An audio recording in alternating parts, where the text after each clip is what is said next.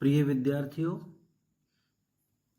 मैं फिर से उपस्थित हूँ बीए पार्ट प्रथम के विद्यार्थियों के लिए एक वीडियो लेकर।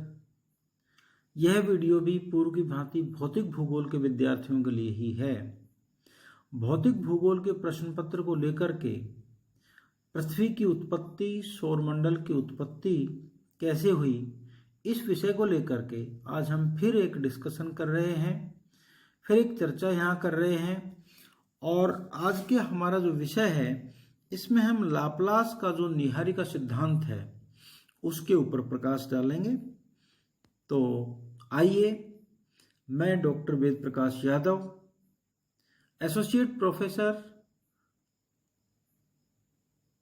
बाबू शोभाराम राजकीय कला महाविद्यालय अलवर, भूगोल विभाग, आपका हार्दिक स्वागत करता हूं अपने इस क्लास में और आपको बहुत शुभकामनाएं देता हूं कि आपका ये भौतिक भूगोल से संबंधित जो प्रश्न पत्र है बहुत बेहतरीन तरीके से आप तैयार कर सकेंगे और इसमें आप निश्चित रूप से जो आपकी अपेक्षित सफलता है वह प्राप्त करेंगे।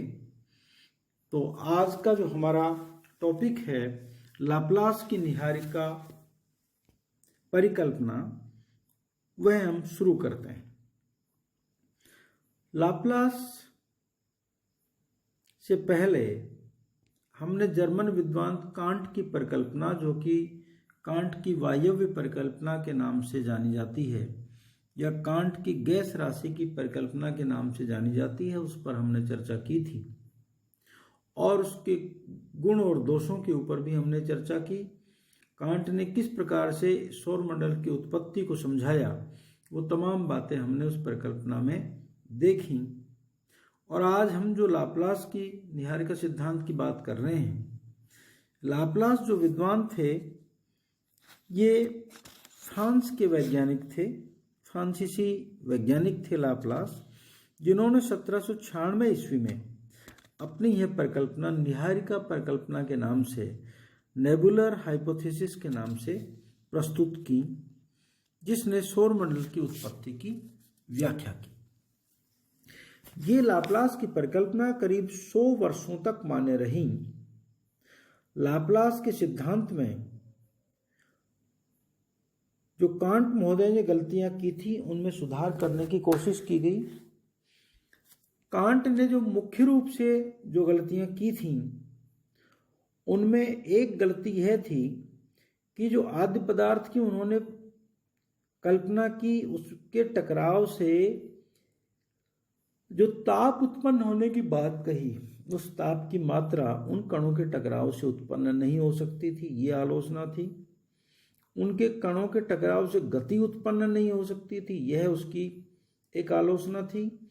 और उन्होंने यह भी कहा कि बाद में एक उष्ण निहारिका के रूप में परिवर्तित हुई और आकार में उस निहारिका में लगातार वृद्धि होती गई और उससे उसकी गति में भी वृद्धि हुई। जबकि भौतिक विज्ञान के नियम ये कहते हैं कि जब आकार में वृद्धि होती है तो गति में वृद्धि नहीं होती बल्कि कमी आती है। तो ये थी कांट की परिकल्पना की कमियां। अब लाप्लास ने उन कमियों को दूर करने की कोशिश की। लाप्लास ने क्या परिकल्पना की, आइए देखते हैं। लाप्लास ने बताया कि ब्रह्मांड में आद्य पदार्थ तप्त गैस पुंज रूपी निहारिका की भांति चक्कर लगाता हुआ अपनी आरंभिक अस्थिर स्थिति में था। अर्थात लाप्लास ने प्रारंभ में ही एक निहारिका की परिकल्पना की। कांट ने आद्य पदार्थ के टकराने, गर्म होने और भ्रमण करने से एक निहारिका बनाई, जबकि लाप्लास ने यह मान लिया कि प्रारंभ में ही इस ब्रह्मांड में एक उष्ण गैसीय निहारिका घूम रही थी, भ्रमणशील निहारिका थी, और उसका जो व्यास उन्होंने बताया वो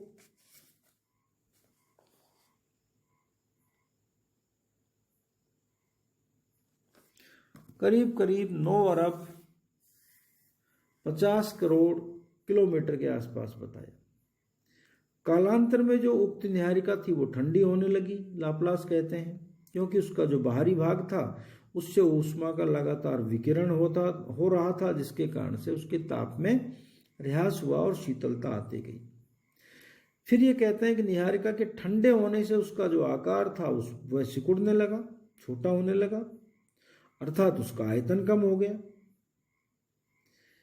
आयतन कम होने से तप्त गैस पुंज के चक्कर लगाने की जो गति थी वो बढ़ गई, क्योंकि छोटी वस्तु बड़ी वस्तु की अपेक्षा शीघ्रता से घूमती है। घूमने की गति बढ़ने से नीहारिका की जो अपकेंद्रीय शक्ति थी वह भी बढ़ गई, यह भी विज्ञान सम्मत है। और कांट की जो तीसरी गलती थी, इसमें भी इन्होंने इसके द्वारा सुधार कर लिया।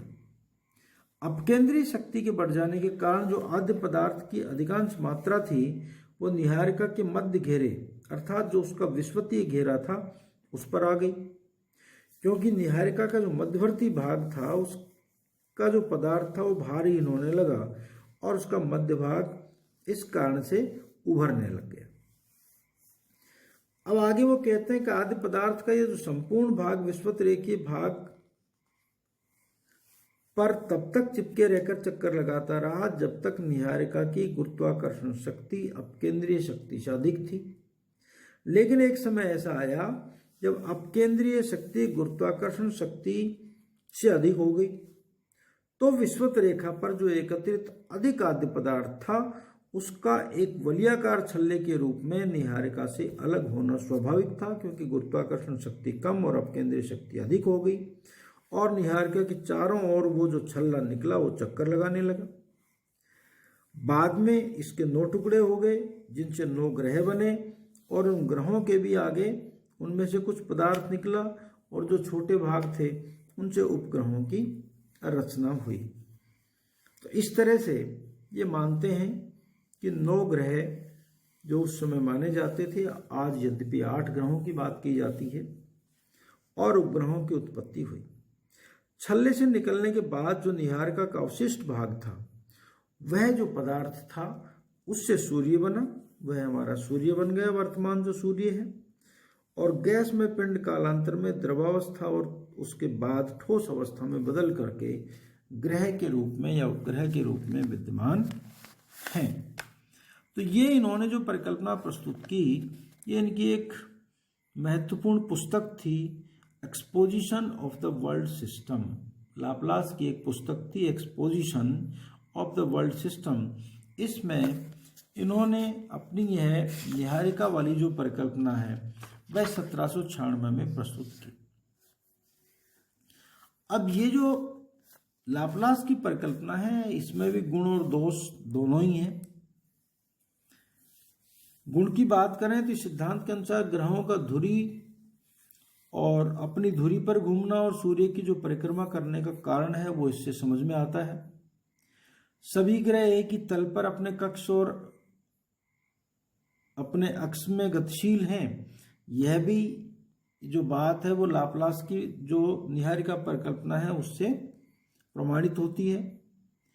तीसरी बात यह है कि पृथ्वी का जो भूमध्य रेखीय घेरा ध्रुवीय घेरे से अधिक है, यह तथ्य वैसे भी नीहारिका से निकले हुए जो छल्ले हैं उनसे बनने वाली क्रिया की तरफ संकेत करता है। क्योंकि हमारी पृथ्वी के भी भूमध्य रेखीय भाग में उभार है, तो वह भी उस नीहारिका में उभार रहा होगा, इस बात को प्रमाणित करता है। पृथ्वी की जो ऊपरी पपड़ी ठोस है, आंतरिक भाग गर्म और दबाव युक्त है। इस मत के अनुसार पृथ्वी गैस द्रव ठोस स्थितियों से होकर के गुजरी है। ज्वालामुखी की क्रिया और आंतरिक भाग में ताप की जो निरंतर वृद्धि है वह भी इस लाप्लास की जो परिकल्पना है उसके पक्ष में मत देते हैं। रूस और अमेरिका द्वारा अंतरिक्ष में भेजे गए जो यान हैं और उनके यात्रियों द्वारा भेजे गए जो संदेश है, उनके शोधित तथ्यों से यह स्पष्ट होता है कि ग्रहों की जो रचना है वो एक जैसे तत्वों से हुई है। तो यह भी लाप्लास की इस परिकल्पना से प्रमाणित होता है। तो ये इस लाप्लास की जो परिकल्पना है इसके गुण दिखाई देते हैं, जिसके आधार पर इसको मजबूती मिली। लेकिन उसके बावजूद भी यह परिकल्पना भी दोष रहित नहीं है, और इसके जो मुख्य दोष हैं, इसके जो डीमेरिट्स हैं, इसकी जो आलोचनाएं हैं, उनके ऊपर भी हम यहाँ चर्चा करेंगे। पहली बात है कि निहारिका में जो चर्चित कोणीय संवेग की गति है वो इतनी नहीं थी कि उससे छल्ला निकल करके अलग हो सके। तो पहला एक ये आलोचना है कि कोणीय संवेग की गति इतनी ज़्यादा नहीं थी कि जिससे छल्ला निकल करके अलग हो जाए। दूसरी बात है छल्ले ठोस ग्रह पिंडों के आकार में कैसे आए, इसका लाप्लास कोई उत्तर नहीं देता है। तीसरी बात यह आलोचना के रूप में आती है कि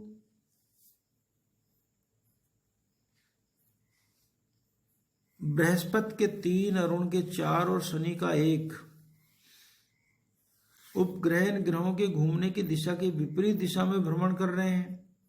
तो विपरीत दिशा में भ्रमण क्यों कर रहे हैं, इसमें भी सिद्धांत में इस तरह का कोई उत्तर नहीं दिया जाता जो विपरीत गति को प्रमाणित करता हो। ये भी एक आलोचना है। क्यों एक ही छल्ला बना, इसका कारण भी लाप्लास के पास कोई संतोषजनक नहीं था।